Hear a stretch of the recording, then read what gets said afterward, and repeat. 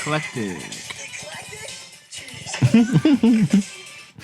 Man. Gotta love them Ninja Turtles. Do you ever think about what it would be like if the Ninja Turtles were real? Like if they lived in our world? Every day. Yeah, me too. Do you think that maybe one day they like fight all the crime and they make the world a better place and there's no more crime because buff ninja teens would come out and get them? They finally graduate high school and they're not teenagers anymore. Right. Middle-aged mutant Ninja Turtles. Mm-hmm. Do you think that like if they wanted to go out to be a professional athlete because they're fit, do you think that we would discriminate against them? Well, they're the world's most fearsome fighting team. Yeah.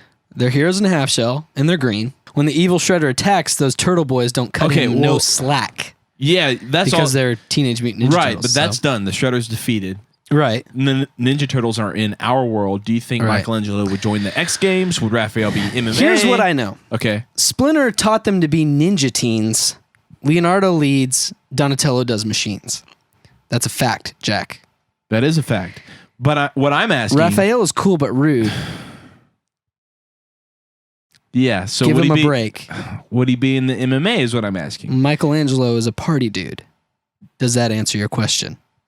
No! Do I need to repeat myself?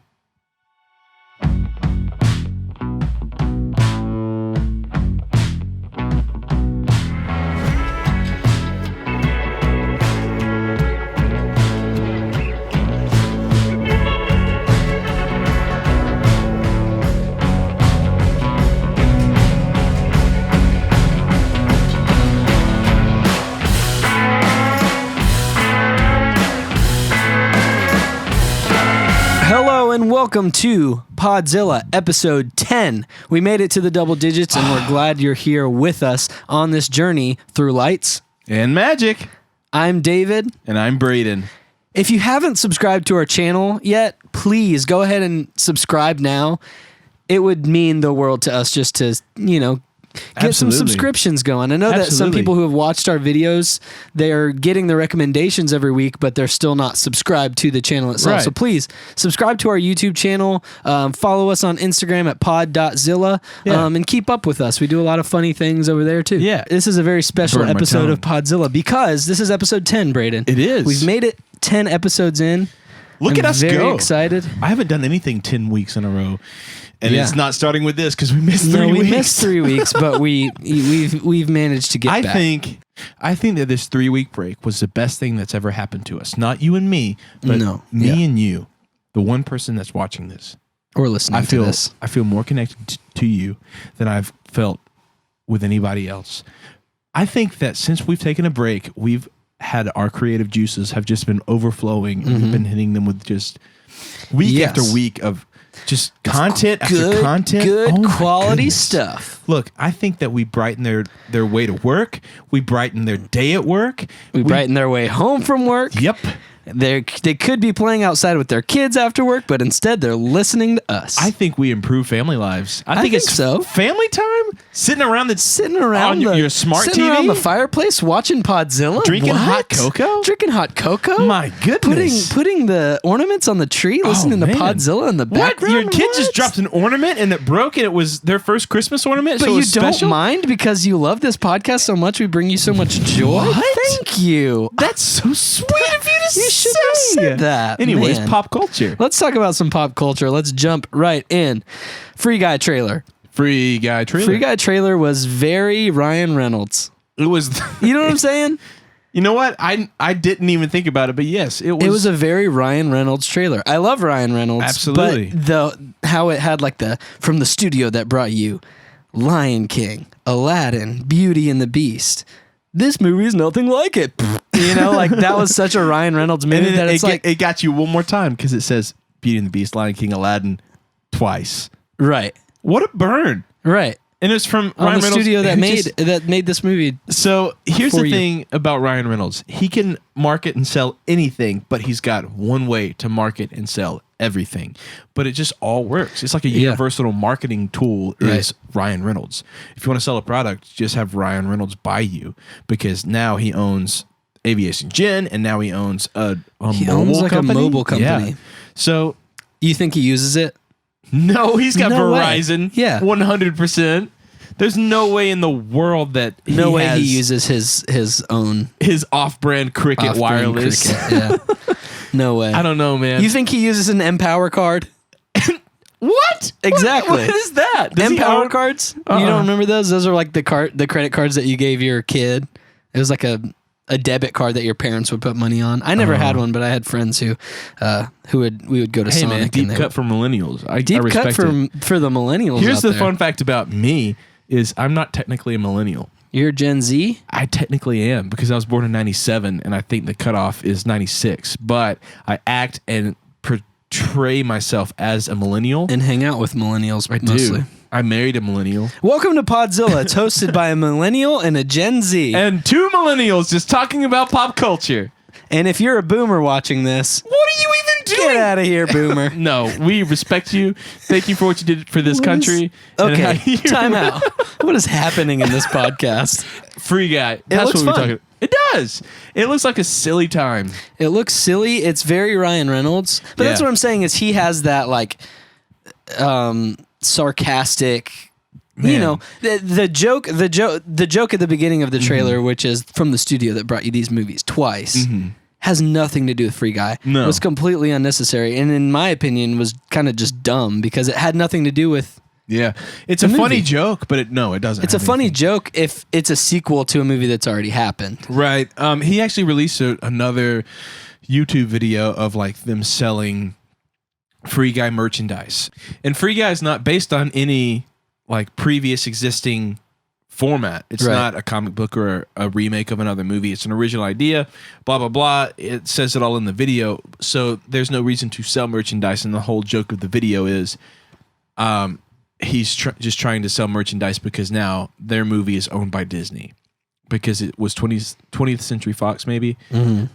Anyways, it's now owned by Disney, so he's stepping up his merchandising game. And I thought that was a funny joke. But then in the beginning of this trailer, there was another Disney joke, which was funny, but no, it didn't have anything to do with his movie. Yeah, Ryan Reynolds is like the classic bite the hand that feeds me for the sake of being kind of funny. Yeah. You know what I'm saying? Yeah. Like completely makes fun of the X-Men, but is Deadpool. Completely like makes fun of Disney, but is in a Disney movie. Yeah. That's just kind of a shtick. But the movie looks fun. It does. I like the idea of like an NPC gaining consciousness in a like a GTA style video game where people are just driving cars through buildings and like shooting guns up in the air and throwing grenades and just robbing places. And he like sticks up for himself against a person who's playing the game online. Yeah. And he steals his glasses, which and when he puts the glasses on, then he can see like, the game. It is a video game, and he can see everything that's actually happening in his life. It's got a funny cast. It's going to be a good watch. It looks fun. I think we're going to forget about Joe Keery. Yeah, I think that we're going to forget about this movie in about a year. Yeah. That's my call. This looks like... Prove me wrong. I'm 100% okay with an original idea movie, just proving me wrong. It's happened so many times. This is what I categorize, or what I feel like will fall under the category as a sick day movie. Where you are sick, you stay home from work, you're scrolling through Netflix, and you're like, oh, Free Guy. Yeah. I remember when that came out. I'll watch it. Why not? I'm sick. I'll probably fall asleep. I don't think... By no means this movie will be terrible, but by no means it'll be fun. By no means this movie will redefine comedy. However, it will probably get a sequel. Yeah, I think it's a Disney. It's a Disney movie that can be franchised. Yeah, it's basically real life Wreck-It Ralph. You're right. Here's the thing: they better market the sequel trailer as from the studio that brought you Free Guy. Twice. Right. See, now that's a good joke. That's when they should have used the joke. Is like from the studio that brought you Aladdin, Beauty and the Beast, Lion King, Free Guy. Twice. That's when the joke would be funny. It wasn't funny on the first go round. Listen, Ryan Reynolds. We know you watch. So we know you watch. You've said so many times. This podcast is actually brought to you by Aviation Gin and Off-Brand Cricket Wireless. Yep. We thank you for your sponsorship. We thank you for your attention. We know how valuable your time is. But also, you have to take marketing advice from us, the college dropout and no college attended. listen, sometimes just reuse jokes and maybe the second time they'll land. Yeah. I think reuse that joke. I think that happens a lot of time with comedians. Yeah. If your joke doesn't land, don't let it sit.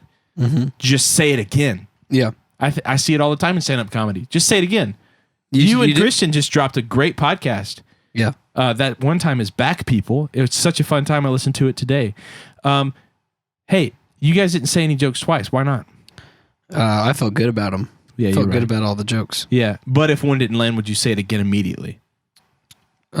Yes. Yes. Absolutely. Yes, I would. Anyways, Free Guy looks fun. Let's talk about Wonder Woman. New Wonder Woman, 1984? 1985? 84. Someone put 85 on our notes. Look, I'm so sorry. Hold on, let me fix Look that. how big my thumb is. I typed these notes in on my smartphone. Wonder Woman. Why did I say my smartphone? If anybody's got a smartphone, it's an iPhone. I typed these in on my BlackBerry. I've got the new Razor that you flip and it's a touchscreen. On my Sidekick too. I was typing it in and my big thumbs were too big to hit the 4 button on my LG chocolate. Brought to you by Off-Brand Cricket Wireless. Brought to you by Ryan Reynolds. And I hit the 5 instead of the 4, so that's my bad. Anyway, Wonder Woman 1984. The trailer looked meh for me. Didn't do it for me. It looks cool. It looks cool. It did look cool. It also looked like all of the slow motion, her like sliding through security guards shooting at her. Yeah. Her like knocking the bullet up. Yeah. We've seen that before. When did we see that before? Basically. When have we seen the that first before? Wonder Woman. Oh, yeah. I forgot about that movie. Yeah. Exactly. No, I just feel like a lot of it we had seen before, and the stuff we hadn't seen before I wasn't super stoked about.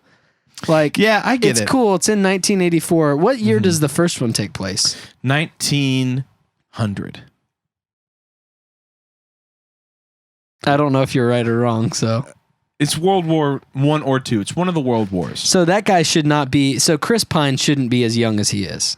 No, Chris Pine had died at the end of the... That's right. Yeah, see? You forgot about the movie, too. I 100% did. Here's the thing. I thought Wonder Woman was a great movie until the end, and then I just checked out because it went into, like, it's just smoke and fire, and I just checked out. So then... I thought it was a good movie, but it was... I'd seen that movie before, just not with Wonder Woman. Yeah, but now it's got Wonder Woman, so let's do it again, right? Sure. Yeah, so, he died in that movie. He died in the first movie. Spoiler alert, but you don't care because you've seen it because this is a pop culture podcast. Yeah, and it came out like 3 years ago. So yeah, and we already forgot about it. That was my only bit. That was my only opinion on the trailers. It looked cool, but it didn't look like anything I hadn't seen before. I think that Kristen Wiig being in the movie is an interesting...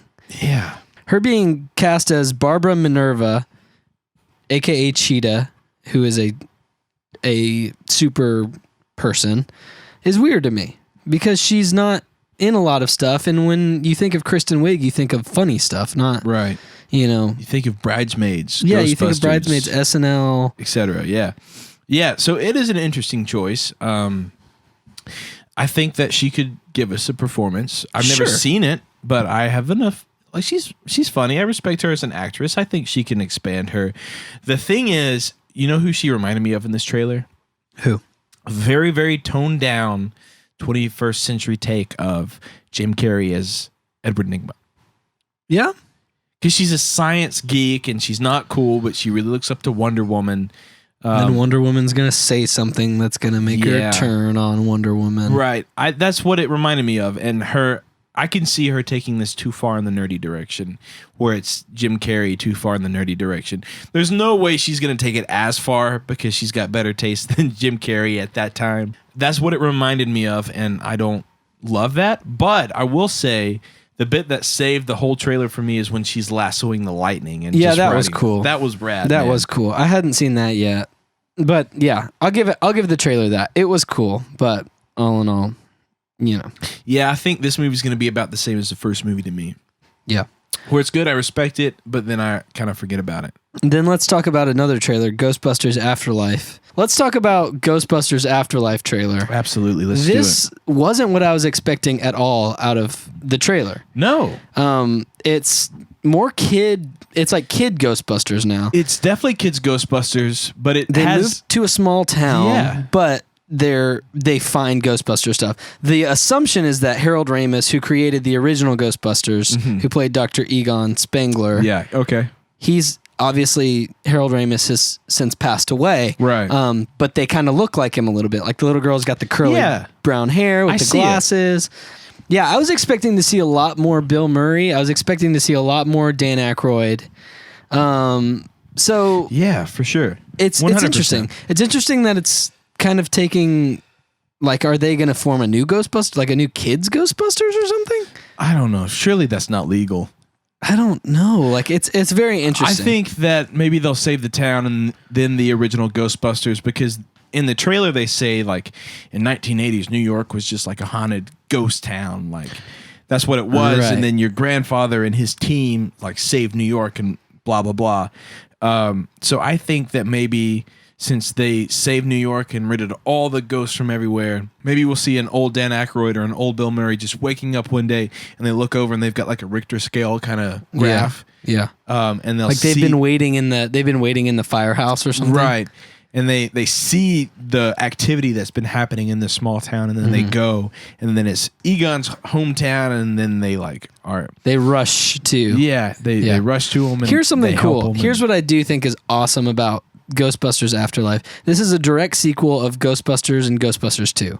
Right. So the comedy with Kristen Wiig and the SNL Jenny McCarthy and all them doesn't exist in this universe. Cool. Here's what's cool about it to me, a little bonus thing, is that the original director, Ivan Reitman, who directed the original Ghostbusters, his son is the director of Ghostbusters Afterlife, Jason Reitman. That's so cool. So that's super cool because it's like he's almost like potentially in the movie, the Ghostbusters are passing down the torch to their next generation. It's very cool to think about. And I think that, like, somebody who's taking up their father's mantle, who's so, like, Ghostbusters, whether you like it or not, it's just like Friends. It's like a comedy staple. It's amazing. It is. It redefined the genre, blah, blah, blah. So there's no way, especially after the Ghostbusters we got with Kristen Wiig and everyone from SNL, there's no way that they would make a new movie with the son of the original director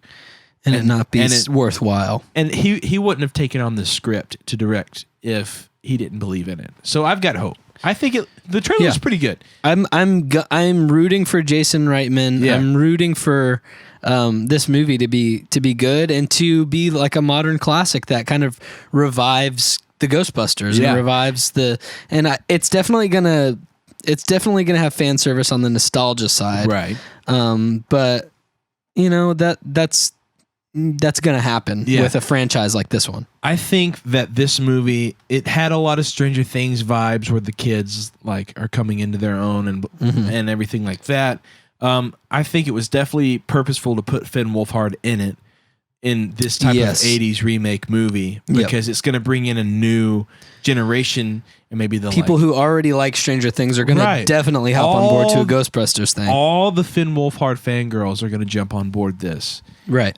But the thing is, you've got to sell not only them, but also their parents who grew up on this movie. Right. And potentially grandparents at this point. Right, at this point. And like, this movie has a lot riding on its shoulders, and I don't believe that he would have taken on this project if he didn't believe in it. So I think that it was promising enough to be like, I'm excited for this. I think it's going to be fun. I'm excited to see where it goes. I'm excited to see what they do with Paul Rudd's character. Yeah, absolutely. Being a teacher. I thought he was going to be like their dad. Me too. He's the teacher in the school. So I think that's a fun little twist that I wasn't really expecting. Yeah, it makes me think, how big of a role will he have in this movie? Yeah. Which I don't think a movie has to have Paul Rudd in it. Do you think that it's going to be like kid centric? Like it's going to be a lot of Finn Wolfhard and a lot of, yes, Girl from Haunting of Hill House? Seeing this trailer, absolutely. It's going to be a coming of age story, 100%, and also like respecting the past but blazing towards the future and all that hopefully stuff. Revitalizing some Ghostbusters stuff. Here's the thing. Hey, parents, after this one adventure, there's going to be a sequel if it's successful. Hey, why would you let your children do such a dangerous thing? Ghost bust? Yeah. Because busting makes them feel good. That's why. Bustin' makes me feel good. I can do that better. Bustin' makes me feel good. I bet I could do it better. Bustin' makes me feel good. Bustin' makes me feel good. Makes me feel good. Sucker. Bustin' makes me feel good. So, Ghostbusters, I'm in. I'm into it. I liked the trailer a lot. I think it's going to be a lot of fun. Yeah, I think it'll be good. Let's talk about The Boys season 2. Man, this got me stoked. I loved the first season of The Boys. I loved the first season. I wouldn't tell my mom to watch it, but I loved it. Yeah, so it's a mom don't watch show. Absolutely, 100%. Yeah, this looked in the same vein as the first season. So I think they're going to deliver a second season that builds. It looks like it just builds right off of it, and it grows right. It looks like it's. It looks organic, and it looks great. It looks like it's more of what everyone loved with the first season, which was a lot of gore, a lot of visual, bloody explosions and heads blowing up. And in this trailer, a head is torn apart. Yeah, you get. I mean, and that's what The Boys, the first episode, right out the gate. Yeah. For those of you who haven't watched The Boys, here's a spoiler. So the main character of The Boys, Huey, the spoiler is that his girlfriend is run through by a superhero who's on his way to what we think is a mission. Right. Like a speedster, like the Flash, just plows through this girl and completely she's gone. It's just blood. Explosion of blood. She's gone. Yep. And that's your first taste of the show. That gives you every piece of context that you need to know what you're about to get yourself into. Right. Yeah. The trailer for season 2 was in that same vein. It gave you more of just that madness, which is exciting. Yeah. It shows you more of the superheroes just being scumbags and horrible, horrible people. And it definitely cranks up the violence, at least in the trailer. Which is crazy because season 1 was already so violent. One thing I wanted to ask you about is it looks like they're just turning up the dial, which is what you do organically. Right. If something works, you make it more extreme. Because if you deliver the same product, people are going to get bored with it. So they're going to turn up everything, the humor, the violence, but they're also probably going to turn up, some of the stuff was pretty heavy. Some of the stuff dealt with, sexual harassment, stuff like that. Yeah. So, do you think that they're smart enough to turn up some things, but then not turn up other things too far? That's because the thing was the sexual harassment part played a huge part in the first season, and it was disturbing. But it's also a TV show, and it's I understand why they put it in there. And I know that the graphic novel is a lot more intense. Yeah, so that's the thing is it's going to be hard for them to be faithful to the books, because that's what the books is. What they did in season 1 was already tamed down from the books. In the books, what you're talking about with, a character, basically the superheroes aren't superheroes. They're bad people. And one of them particularly does something very inappropriate to a new superhero. Right. In the books, it's 3 of the superheroes on the team, not one of them. That's insane. And that's what the books is it's basically saying this is what, everybody who's in power in famous people, famous people, they can't be trusted. Superheroes are no different. If Superman was real on this earth, he would be just as much of a dirtbag as everybody else. That's kind of the whole plot. That's the whole deal with The Boys, the books. Right. So they've already tamed it back, and it's still intense, and it's still very kind of it's uneasy when you're watching it. It gives you that feeling, which is definitely the intent of the show. But I said that to say it would be hard for them to tame it back because they're already taming it back. The intent with the Umbrella Academy, or the intent with Doom Patrol, or the intent with The Boys is what if superheroes were real, they would still have human nature. They wouldn't be perfect Wonder Woman, Superman. Batman's obviously not perfect, but he's not supposed to be. You know what I'm saying? Yeah, absolutely. So I want to ask you this question. So we reviewed the trailer. I think it looks great. I think it's going to be a fun watch. Sure. And you probably agree. So let's take a little spin on it. If you were a superhero in this universe where you're kind of a scumbag, you've got a downfall, right? You tell me your superpower and then tell me your downfall. My superpower is that I can just slap people from far away. So like if someone cuts me off in the road, I can just like wave my hand and it'll smack their face like I'm right next to them. All right. My downfall is that I do that too much. You're just too abrasive. Yeah. So answer me this, because it sounds like you're Mr. Fantastic. Can you stretch on command? No, I can't stretch my arms. It's like if I look at you right now, you get the feeling of someone smacking you as hard as they can in the face, but I don't move at all. That's incredible.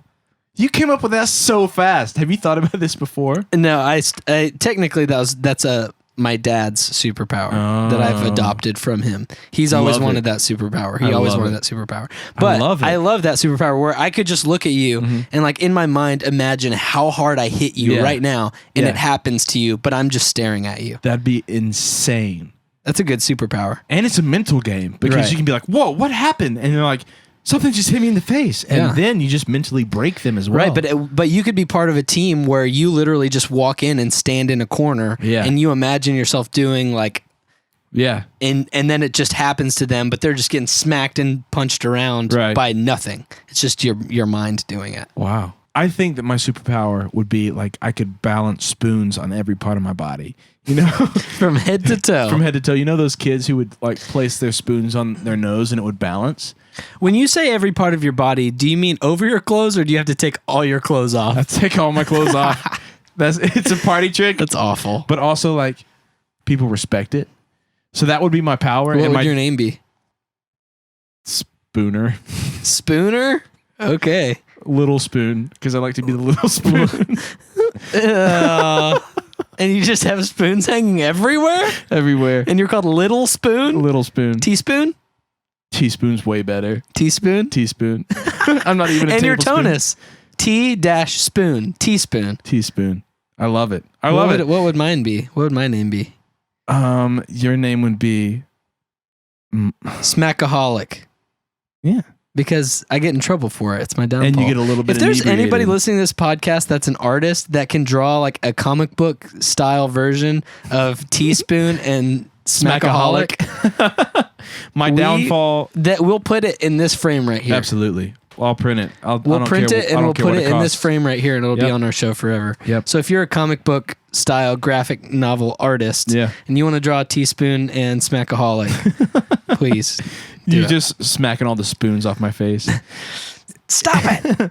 Anyways, my downfall would be credit card debt.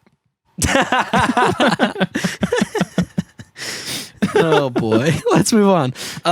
This is interesting. Something Kevin Feige said while we're speaking about superheroes is that Kevin Feige said that the Disney Plus shows that take place in the MCU will be the first MCU television shows. Basically, he's saying that Agents of S.H.I.E.L.D., Daredevil, Jessica Jones, Luke Cage, Iron Fist, he's saying that those are no longer canonical with the MCU. To me, that's complete retcon. Like, that's complete... Yeah, it totally is. That, like, completely destroys everything that those shows base themselves on. To the point where Coulson, who's in the MCU... is in a show, and now that's not the case. Nick Cage was in Agents of S.H.I.E.L.D. Right. Now that's not the case. I don't understand what their dig is. I get it. I get it, but I don't like it. I think the thing that they're doing, or that long haul, is that they're taking those out so that they can get a new Daredevil. They can get a new Luke Cage. They can rehire people, which is unfortunate because I liked Daredevil. I wasn't huge on all of the shows. Like I wasn't huge on Iron Fist. I think Jessica Jones was okay to me, but like Daredevil I thought was a great show, and I thought that it was well cast, and I thought I was interested in seeing how maybe he could have transitioned into the MCU. Do you think that I never thought that would happen though? Does that make sense? I never thought that he would just say didn't happen. Well, I'm saying I never thought that there would be a crossover between the Daredevil. Like, he would never be in an MCU movie. No, definitely which is not. unfortunate. It is, because I enjoyed the shows. I've seen most of them. But to me, I don't think that this is bad news. I don't... It's not bad news. It's just kind of... I get it. Like, Agents of S.H.I.E.L.D., I watched a couple episodes of. It was fine. Daredevil, I watched both seasons of. First season was great. The second season took a dip. Yeah, I think that these shows, they were fine. Like Daredevil season 1 was good. Season 2 took a dip. Jessica Jones season 1 was good. Season 2, I'd already lost interest. Didn't care. Yeah. It doesn't make me sad. I respect what the creators and the actors did, but sure. I honestly won't. I never expected to see those actors in the MCU. I think the thing that just bums me out is that there's a lot of people who really wanted that. Yeah, absolutely. Obviously, I feel like Daredevil is such a big pull to have in the MCU that they're going to recast it 3, 4, maybe 5 years from now. They're going to come out with a Daredevil, either a new show on Disney Plus or a movie, and he'll be part of the new kind of wave of MCU movies. Yeah, they're definitely, because but he's a big name. He is a big name, and bigger than a Netflix show. Yeah, and especially at this point, they're done with Iron Man and they're done with all these people, so they're scooping out more people. The movies that are coming out now, like the Eternals and everything else, all the new characters that are being introduced, they're scraping further and further, deeper and deeper into the Marvel comics and lore and everything like that, which is a good thing. It is a good thing because Iron Man's gone, and then Spider-Man, who knows how much longer he's going to be around. All of these are good things, but I just...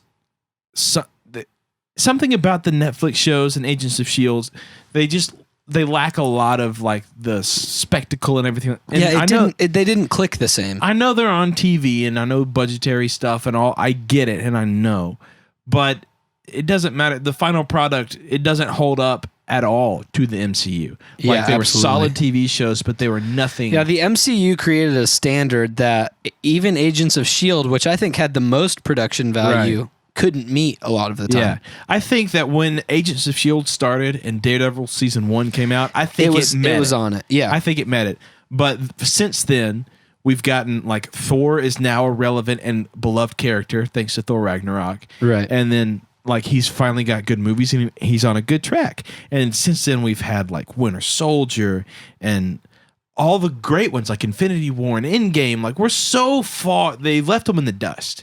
There's nowhere for those shows to go. There's no point in having them latched onto them.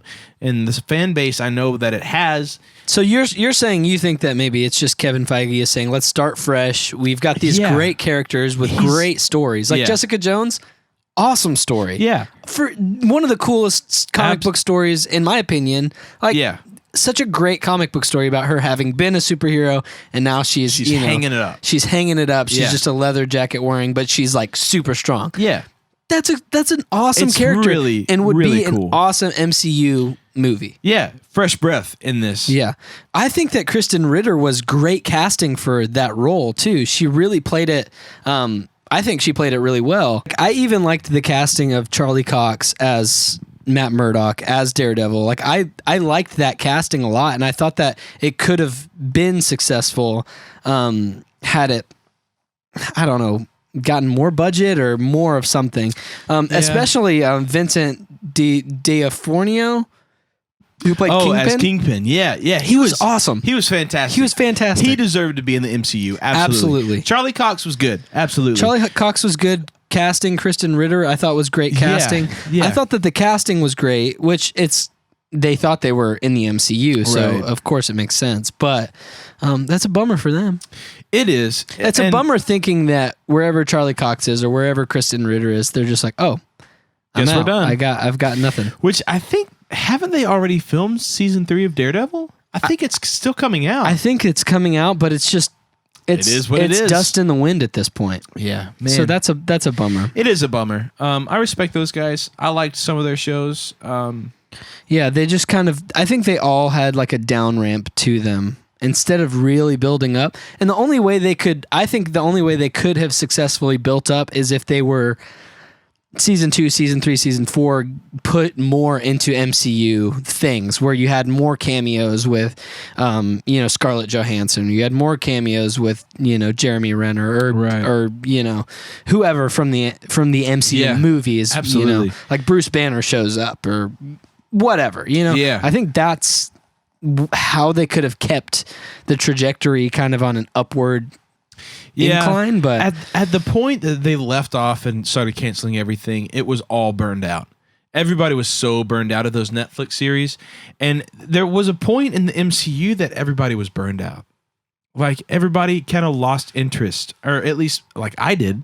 Yeah, like Thor Dark World. Yeah, there was a point where I was like, okay, I'm kind of tired of these movies. Yeah. But then it was when they, like, brought in Guardians and reinvented Thor, I think Guardians of the Galaxy Winter Soldier and Civil War. That definitely, Civil War was a monumental. It was. I feel like Civil War is at the top of the, like, if it's like a hill, yeah, they're at the top of the bell curve before you get down into Endgame. Yeah, I completely agree. There was a point where they were at a low, and then that's when these shows came out. Yeah, Dark World, and then they started upswinging, but the shows just stayed down here. So I think that it's a bummer that they're not recognized as MCU properties anymore, because they're respectable shows. I respect them, and I think that they're pretty good. But also, I get it, and I understand why Kevin Feige wants to do something fresh and new. Yeah. So tell me, while we're kind of talking about Disney Plus, tell me about the new Home Alone reboot, because I don't know anything about this, but you did your research. So tell me a little bit about it. Well, let me start off by saying I don't know how to feel about it. They say Home Alone reboot, you instantly don't like it because the Home Alone sequels after 2 is just Home Alone 3. Did they made a fourth one? Yeah, they're all like straight to video stuff, and none of them are good. It's kind of a simple movie that's been spread over way too much bread. You know, it's too little butter. Yeah, it's a very specific niche idea. Yeah, and even Home Alone 2. Which, honestly, I love Home Alone 2 kind of more than Home Alone, because in Home Alone 2, it does the same tropes, but they're classic all of a sudden. Yeah. So you know what's coming, but they're even more extreme. Right. Yeah, I agree. But let me tell you about Disney Plus's Home Alone reboot. Okay. All right. So they've cast their family. 100% they're cast. Really? Yeah. So it's... Tell me about it. I'm gonna as you tell me names, I'm going to look them up. Archie Yates is our Kevin McAllister character. He's not going to play Kevin McAllister. He's not going to be Kevin. It's not the McAllister family. It's a new family. He's adorable. He is adorable. He's in Jojo Rabbit, which I don't think is out where we live. Not yet. Mm-hmm. But apparently he's knocked it out of the park in that movie, and he's super lovable. And so Disney's got to put a leash on him, pull him in. Sink your hooks in deep while they're young is what I say to Disney, which is what they do already. So apparently he's great in Jojo Rabbit. He's a cute kid. I buy him. He's a cute kid. Sure. And then his parents will be Ellie Kemper, who's Aaron from The Office and The Unbreakable Kimmy Schmidt. Yep. The lovable goofball type. And the dad, you're gonna love this, is Rob Delaney. He plays Peter from Deadpool, and he's also in Hobbs and Shaw. Yeah. Yeah. Cool. So that's the family. That's fun. You think they're going to try to play the parents real goofy? Obviously. That's a bad start. Yeah, that's the thing, because like I'm on board with the kid. He's Rob cute. Delaney, I can see him like being like a good even-keeled dad character, but to me, Ellie Kemper, she's a goofy character actress. Yeah. So my fear is that they're going to make the parents goofy, stupid character actors, which is going to take away from the movie, because the first Home Alone movies, the parents are very just straight-laced parents. They're parents. Like, they're stupid because they left their son at home alone. But then again, they've got like 7 kids. I think they've got 5 kids. Oh, might as well be 7. Way too many. 3 boys, 2 girls. Way too many kids. Too many kids. 5 kids. Get out of Dodge. Get out of here. Yeah. You had 5 kids? They did that on purpose. Come on, lady. Hey. 5 kids, please. They did this on purpose. They left him at home. You should have quit after Buzz. Did you see that baby's face when he came out? Buzz was a perfect. You should have quit after Buzz because he was a perfect little baby boy. He's a perfect little baby boy. Like a little cherubim. Wow. No, I think that the downfall is that we just went on a tangent for our glam cams. Respect Buzz. Mad respect to Buzz and Buzz's girlfriend, Woof. As Kevin says in the first Home Alone. But my fear is that they're going to make the parents goofy, and that's already a bad trajectory. That's Home Alone 3. Where they make the parents like the stupid parents from Fairly Odd Parents. It's like, ugh. Yeah. It's cringy, you know? Yeah, it is. So this is going to be a Disney Plus movie, like next Christmas, maybe? It's a Disney Plus movie. It'll be next Christmas. I think that's a good call. Yeah, Blah. Right. Bad Hollywood. Right. Do we agree on that? Bad Hollywood? That's bad Hollywood. That's bad Hollywood. I don't like it. Archie Yates, he's a cute kid. I think that's great. I think that's fun casting. I've seen some interviews with him, and he does have like a cute little personality. I bet he does. Yeah. My fear is just that it's obviously not gonna hit the standard that, Home Alone did with the John Williams score. Why even bother? And the great nostalgia and the clapping on the hands. It's not going to hit. Yeah. Here's what I think. If they're going to do a Home Alone reboot, they should just do a sequel, get Macaulay Culkin in, and have him be a grown man who works at an office building. Get Daniel Stern, get Joe Pesci back. What if they're trying to break into his office building, but he's stuck working late at night? Yep. He's stuck working late at night. They're trying to break into his office building. He turns his office building into the fun house. Yes. You know what I'm saying? Bring them back. Bring the originals back. It's Christmas. It's Christmas Eve. Bring back John Williams. Macaulay Culkin, which is his real name now. Macaulay Culkin. He's changed his middle name to Macaulay Culkin, so his name is Macaulay Culkin. Bring him back for Home Alone 3. Official Home Alone 3. He's working late. He calls his wife. Hey, honey, I'm not going to make it home for Christmas. No way Kevin McAllister got married. Heck yeah, he did, man. He settled down? He settled down. Who would play his wife, you think? Emily Blunt. Anna Kendrick. That's way more on the nose. Right? It just feels right. It just feels right. Maybe because she's a Disney Plus gal. I'm calling it. Okay. Anna Kendrick is going to be the face of Christmas. She's going to start doing Christmas movies out the wazoo. She should. Anna Kendrick, she's got that vibe. She sings. She's real bubbly, her personality, but she's also kind of sarcastic. I never told you this, but Cindy and I watched Noelle. Yeah. The first 20 minutes, and then we turned it off. It wasn't really? For us. You didn't finish it? No, it wasn't for us. But respect. I'm not a quitter when I watch movies. I understand. Neither am I, but she was like, I want to turn this off. And I was like, but... It was a cute movie. It really was a cute movie. It was cute. It was a lot of fun. We'll watch it again when we've got kids. It was Anyways, I agree. Let's say it's Anna Kendrick. He calls up, you be Anna Kendrick. Okay. Ring, ring, ring, ring. Oh, ring, hey, ring. I'm getting the ornaments on the tree. When are you getting home? I know that the tree is your favorite part because you said that in Home Alone too. Yeah, that's true. I know, baby. And we live in New York now because you visited New York when you were a little kid and you fell in love with the city. I know, but look. Because of the Christmas trees at the Rockefeller Center. Listen to me, baby. I lose my temper. Oh. And it's uncharacteristic, but I'm stressed out. You know what I'm saying? Kevin, what's wrong? I'm sorry. I didn't mean to raise my voice. It's just, you know how hard I've been trying to get this promotion? Wait, time out. Do we have kids? We've got 2 kids. Okay, great. Okay. Time in. Named Joe and Pesci. Named Harry and Marv. Yeah, that's better. Okay. Look, you know how hard Marv's a girl. Marv's a girl. Yeah. Yeah. She's colorblind. Marvette. Marve. Okay. The T is silent. Harry and Marve are asking where you are. Listen, I know. But listen, you know how hard I've been trying to get this? Yeah. Oh, that doesn't sound good at all. Oh, no, it doesn't.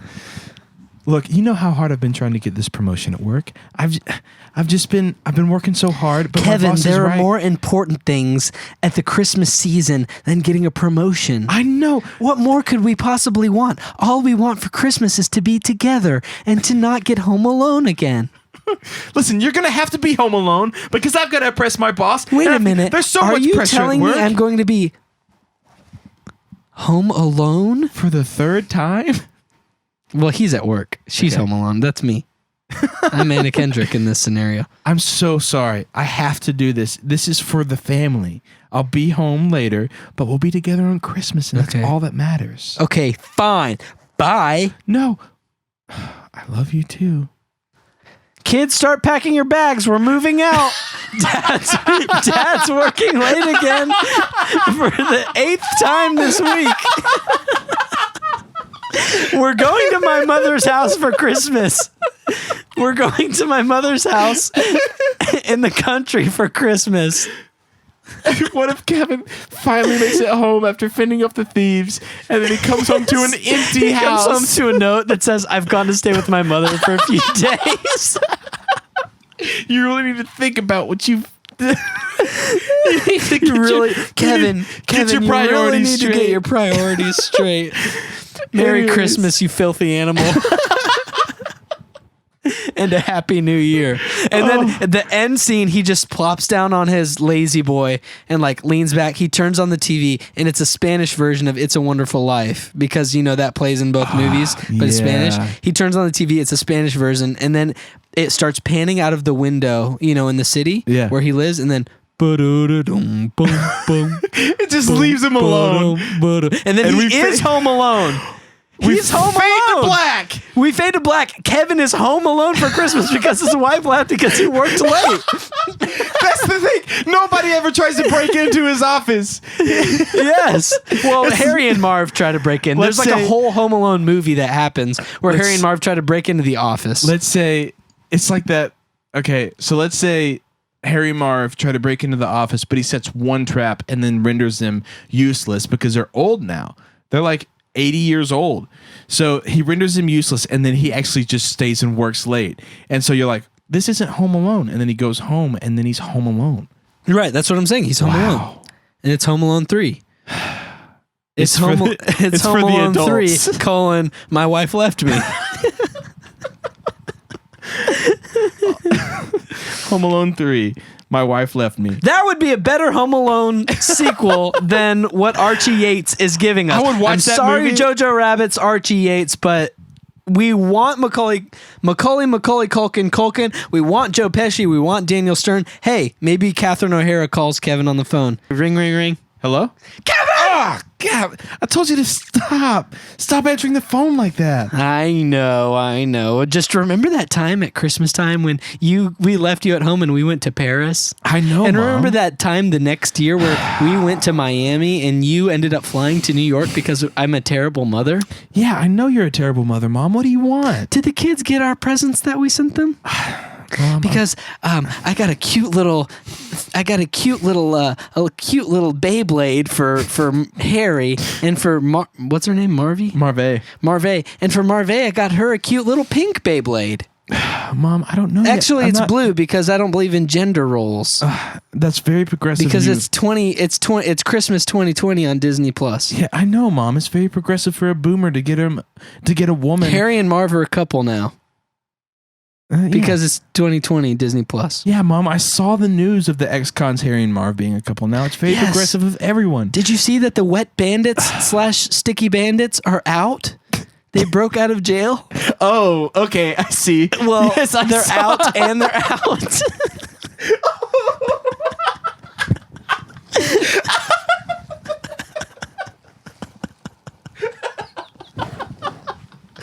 Okay, let's get done with this bit. This bit is over. Oh my God. This bit is over. Okay. Okay, this bit is over. That is what we need out of a Home Alone reboot. We just want a Home Alone 3. We just want the John Williams score. We just want the John Williams score. We just want Christopher Columbus to direct it. We just want the dream team of Christopher Columbus and John Williams, who also made the two best Harry Potter movies. Yeah. To make this movie happen. I think people would eat that up. Look, Disney Plus would never go for that, but I think that we have a great Home Alone sequel. This is a universal picture for sure. This is a universal picture. Look, I think what we've done is we've taken the Joker formula of making it grounded and gritty, rated R. Yeah, like all of Kevin's like little pranks he pulls are like mad bloody, like mad gory. Yeah. Yeah, absolutely. Like maybe he kills them at the end. Yeah. Maybe the end is like he's up on the roof of the building that he works in and they end up like getting like, there's this huge industrial fan that just blows them off of the roof and into like a bunch of like pigeon food, and then the pigeons fly down and eat them. Yeah. And then he just lights up a cigarette because nothing's more rated R than lighting up a cigarette. Yeah. Wow. And then he flicks it down, and then the pigeons catch on fire because they're covered in their own fecal matter. That's what I was gonna say. You read my mind. Yeah. Anyways, you can buy that from us for $20. You know what? Trademark on all of those things. Macaulay Culkin. Macaulay Culkin. Please be on our show. That's all. Man. That's all I want. Macaulay Culkin, please be on our show. Let's tag Macaulay Culkin. Let's tag him. Please call in, or we want you to be on our show because we love your show. Yep. I want a Macaulay Culkin shirt. I want a Macaulay Culkin shirt. Thank you, Macaulay Culkin, for your service. Yes. Thank you for being such a good man, funny dude, such a stand-up guy. Yeah. Tell us what you think about that. Yeah. And finally, let's talk about one more thing before we hit the road. Mm-hmm. YouTube just released on the Office official YouTube channel, Threat Level Midnight, the Michael Scott movie in its fullness, in its entirety. They released the full Threat Level Midnight on YouTube for people to watch. It's like 24-ish minutes. That's insane. And it's, so when Michael is leaving on The Office, he shows Holly and the rest of the office this movie that he's been working on for years, where he plays Michael Scarn, who is a super secret agent. Yeah. And in the show, they're watching his movie that he's made. The Office has never released the movie that he's made. Right. Like NBC, who owns The Office, and I guess Netflix doesn't own, but they have the rights to The Office. For now. They've never released the Threat Level Midnight in its entirety until now. It's on The Office's YouTube. So I say that to say, really, if anything, go check it out on YouTube. After you get done with this video. This blows my mind. They made a whole 24-minute to 25-minute movie that's just Threat Level Midnight from beginning to end. They actually filmed it. Sat on it for like 10 years. And sat on it. How buck wild is that? Insane. Buck wild. The Office has reached its height in popularity. It will never be more popular than it is right now. It can't be. And it's gaining. It's gaining. It's gaining. It is insane how popular the show is. And it's even great. in the last year. Check this out. So my brother-in-law, Seth, loves The Office, and I love The Office too. So for Christmas, I wanted to get him a Funko Pop figure of like Michael Scott. Sure. Or Dwight or someone. Yeah. So I went to our Second in Charles, our local Second in Charles that has everything pop culture. Right. It's basically the store version of our podcast. Yep. And I was like, hey, do you have any The Office Funko Pop figures or anything The Office themed? And they're no, they didn't. It wasn't until this past year that they released all the Funko Office figures. Insane. I think it was because I asked for it last Christmas. They emailed or sent a formal letter to Funko and asked for it because David from Podzilla needed one. Right. So they have them now, but I'm saying even a year ago they didn't have those Funkos. Insane. But now obviously they have them everywhere. Because you asked. Because I asked specifically. But I'm saying, like, even in the last year, the incline has been like Funko Pop figures. Their YouTube channel, like they're releasing unreleased scenes on their YouTube channel right now. So people are going back and watching scenes they've never seen before. Yeah. Or unless that you had the DVDs, then you saw those deleted scenes. But. So let's pretend. Let's go into the future for a second. Let's pretend like we have sons. We have two sons. Okay. They decide to start a pop culture podcast. Ours has already been going for like 20 years. Yeah, we're on episode 2000. Sweet. It's our 2000th episode.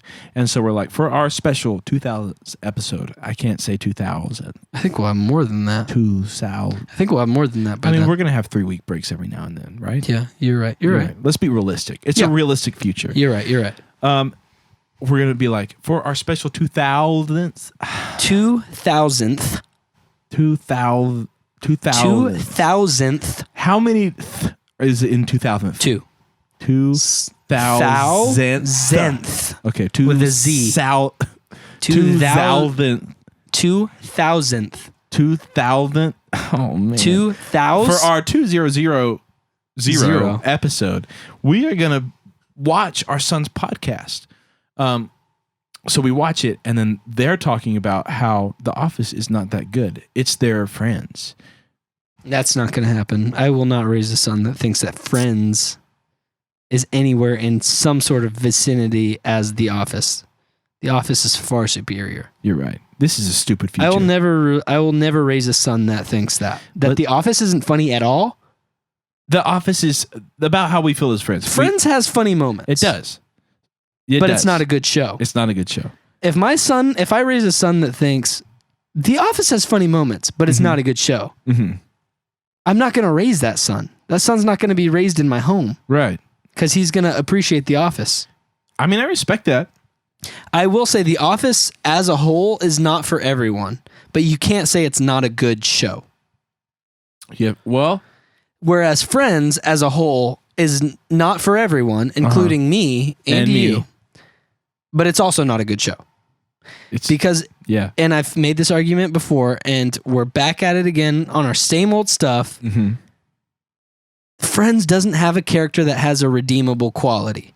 The 6 main characters, 3 male, 3 female, none of them have redeemable qualities. They're all just terrible people. Mm-hmm.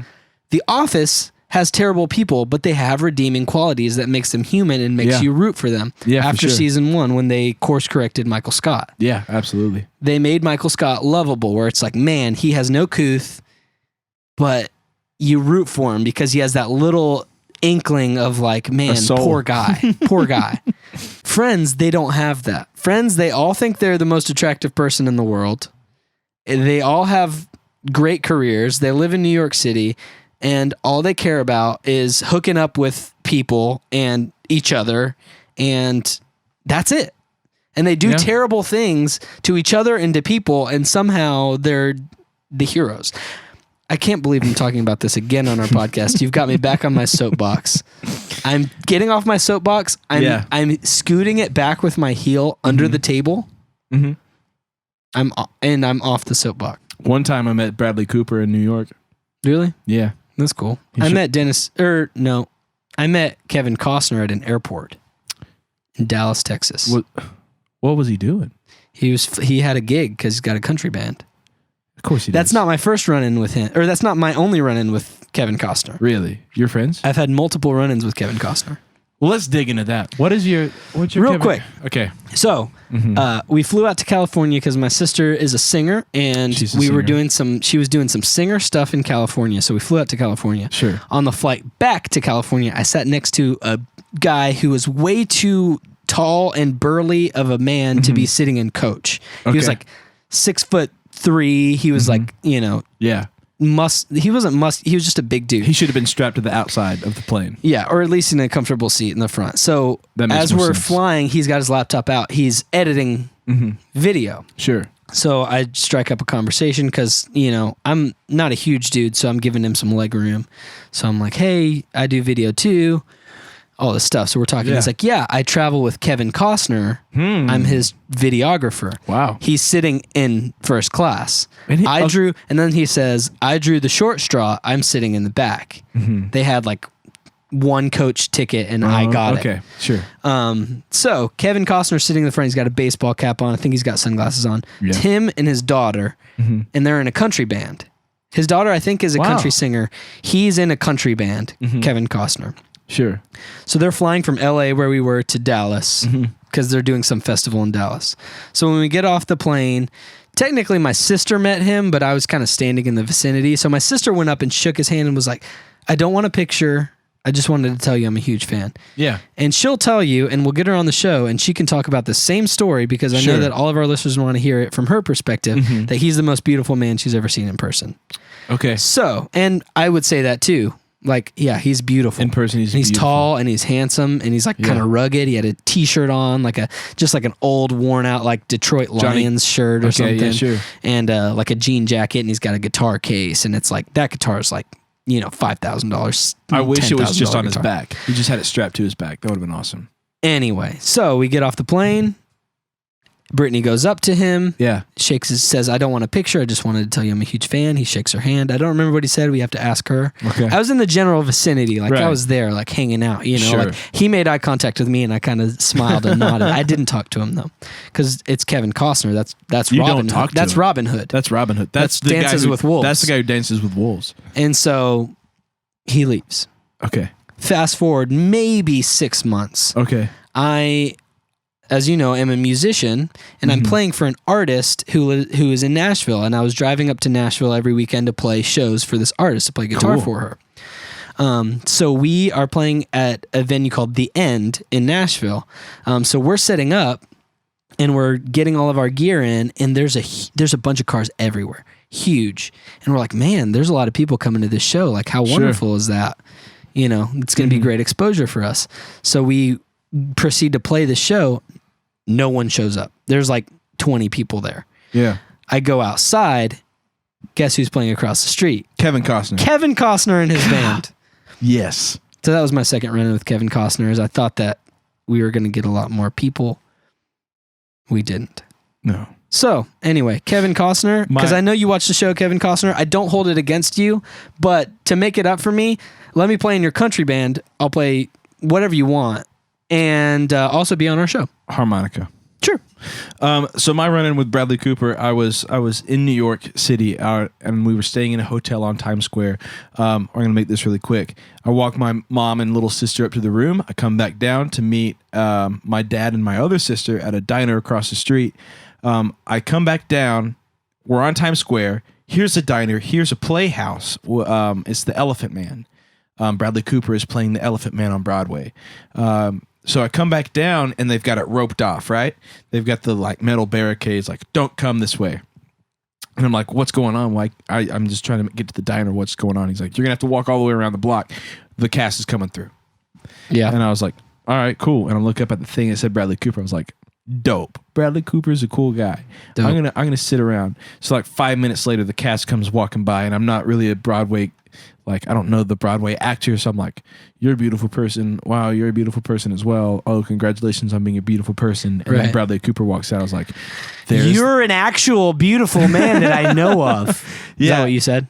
But it was just me and then a family, right? Mm-hmm. That was it. Because it was later at night. Sure. And he walks around and obviously he's a super nice guy, and he comes up and he shakes my hand. I'm like, Bradley Cooper, hi. I didn't say that, but I was like, hey man.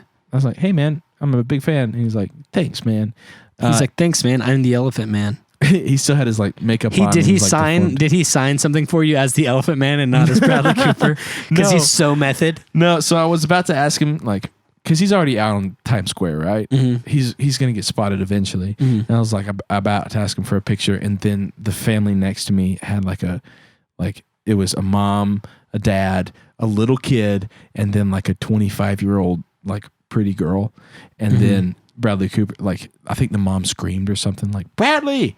And then he looked over there and he went over there, and I was like, well, bye forever, and Bradley Cooper. And then I went to the diner and I said, hey, I just met Bradley Cooper. And my sister said, did you take a picture? I said, no. And she said, didn't happen. I was like, I also have another story. One more. About meeting a famous person that's actually really funny. But it was on that same trip, and I was with my sister, and I'm going to wait until she's on the show with us. Maybe the next episode. Maybe episode 11. Could be. Maybe episode 12. Maybe. When she's on, we're going to talk about when we met another famous person, but there's a little twist to it. Oh, okay. There's a funny twist to it. So, love it.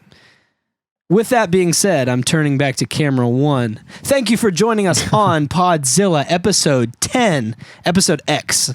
We did it. We made it to the double digits. Absolutely. Episode X in Roman numerals. Yes. And thank you for joining us.